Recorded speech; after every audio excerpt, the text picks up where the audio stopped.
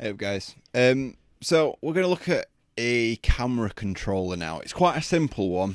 Does what it needs to do essentially. So the camera will, follow the ball. Doesn't matter where the ball is, it will just track it and it'll continue to follow it.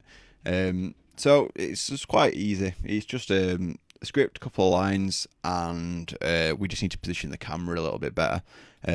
So let's add a script straight in. So right click, create, add a C# script. I'm going to call this camera follower because it's not really a controller. You're not controlling the camera, you're controlling the ball, and the camera's following the ball. Nice and simple. Right, give this a second to load up. There we go. Oh, well, it's loaded something up. Right, there we go. Right, so very, very simple here. All we're doing is at the top we are going to reference two things. We're going to have a public game object, and this is going to be the player, because obviously the camera needs to know what it's following. Nice and simple. And we're also going to have a private vector3, and we're going to call this offset.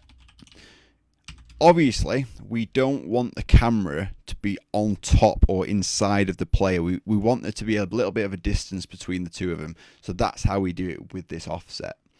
And we do this in our start function. So all we do is we define offset. So offset equals transform.position. Bear in mind this references the transform.position of the object this script's attached to. So that will be the camera. Minus player dot transform dot position.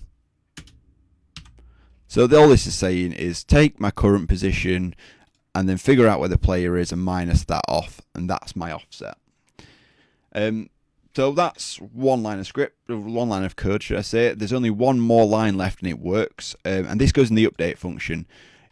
Slightly different to a normal update function. What we're going to reference here is we're going to reference a late update function. And what a late update function does is it updates after all the other updates, if that makes sense.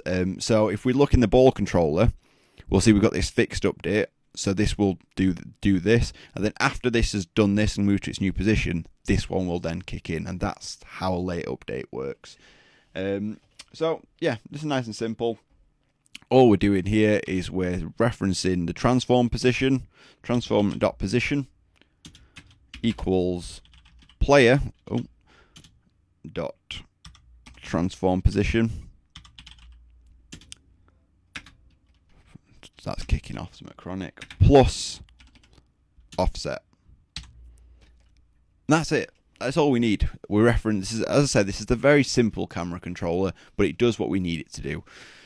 So we reference the player, we've referenced how far away from the player we need to be, we've got the engine to work that out for us, and then all we do is make it move with the player. So let's save this, go back into a scene, find the main camera, should I say, drag the camera follower onto that. Obviously we need to reference the player, and this will work straight away. Well, let's hope so. So as you can see, when the ball moves forward, so does the camera, and then kind of so on and so forth. It works. You may notice that as it currently stands, the ball's off center. It kind of wants to be somewhere around here, doesn't it? So let's figure out where the ball is first. Let's put the ball directly in the middle, right? We'll move it up a little bit, just so it's in the scene view. And then we'll move the camera to there as well. So that's directly in the middle. I've obviously got it angled down a little bit. If I wanted to, I could move it a little bit closer. I could focus it a little bit better like this. But that's personal preference. It doesn't really matter too much in terms of what's going on. So what I'm going to do now, I'm going to move the ball to where I want it to start, but I'm moving it with the camera as well. I've got both of these selected because I want the ball to start there and the camera to be looking at it from this angle. So here we go, let's start. Yep, right in the middle of the scene, moving along. Jobs are good one. That is a simple ball controller, camera controller, and all that's doing is that it's watching that ball and that is moving with it. Yeah, that's nice and easy.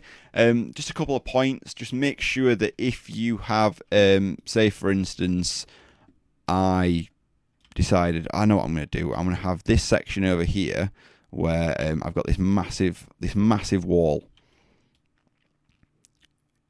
Yeah, it's going to be there. Well, the camera can't see the ball anymore, so it'll still follow it, as you can see, but you as the player haven't got a blinking clue where that ball is anymore until it comes out of view of it, and then you go, oh, that's where the ball is. So bear that in mind. This is not something that you want to change in the script. This is just something you need to think about when you actually design the levels. If you don't think about it, then you're going to end up getting yourself into a situation where you've got a level you can't complete because you keep falling off of a bit because you can't see it because the camera's being obstructed. There are things you can do to it, but it's quite advanced. I'm not going to go through that. But yeah, there we go. Nice, simple camera follower script. Cheers.